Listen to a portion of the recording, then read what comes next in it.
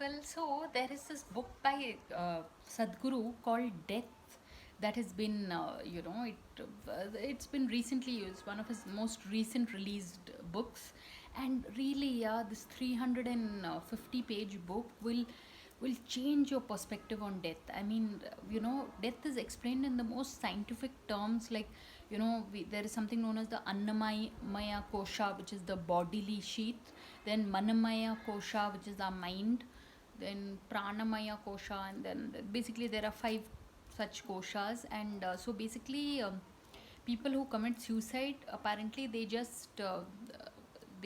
rid of their Annamaya Kosha, their body suit, but all the rest of their beings still exist. The mind, the I don't know, psychic, and also, and they will continue existing. Like suppose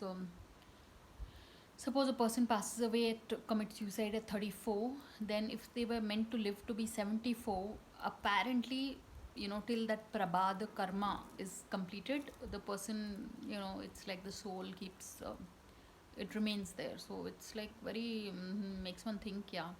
But try and catch it, people. It's called, try and read it. It's called Death, and it's by Sadhguru, and it'll change your perspective on life.